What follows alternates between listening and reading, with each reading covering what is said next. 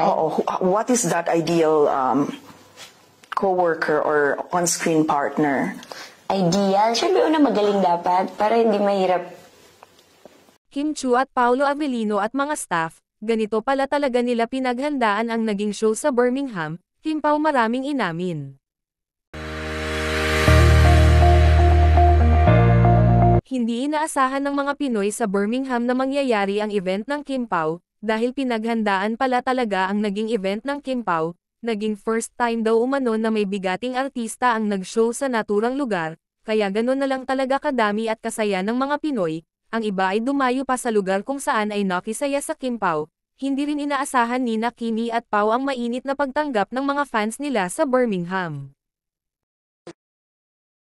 For us, na parang, uy, na-touch natin yung lives nila. We're very thankful din, talaga. I think the support also comes with the relatability. Marami kami napapasaya na fellow kabayans natin, kapamilyas natin, all over the world, and also especially here in Birmingham. Ito ang pinakamalaking crowd sa kasaysayan ng Birmingham Barrio Fiesta, kaya taus-puso ang pasasalamat ng mga Pinoy. Isa sa mga nagpapasaya dito is makadala kami ng talagang yung malaking artista. Okay. 'Di ba?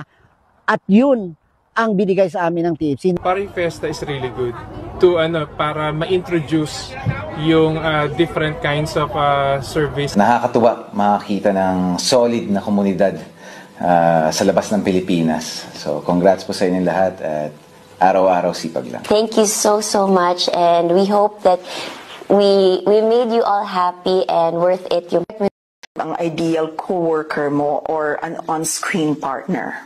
Paano ko i-describe? Oo. What is that ideal co-worker or on-screen partner? Ideal? Siyempre una magaling dapat para hindi mahirap kasama. Katrabaho or ka-eksena or parang hindi mahirap umarte kasi parang oo naman yung magaling, pero sana marunong yung meron siyang presence of mind. And gusto niya yung ginagawa niya, yun talaga yung number one. Kasi meron namang tao na hindi niya masyadong gusto yung ginagawa niya, or he or she's just doing it for work.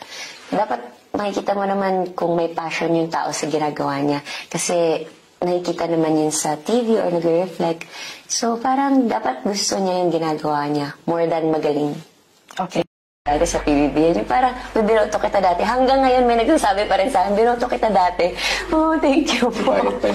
May bayad pa yung photo dati. Nag-invest sila sa'yo. Yes, so parang yung boto nila dati, lumago na siya hanggang ngayon. So parang, si Kim dati sa PBB, yung parang, may binoto kita dati. Hanggang ngayon, may nagsasabi pa rin sa akin, binoto kita dati. Oh, thank you po. May bayad pa yung photo dati. Nag-invest sila sa'yo. Yes, so parang yung boto nila dati, lumago na siya hanggang ngayon. So parang,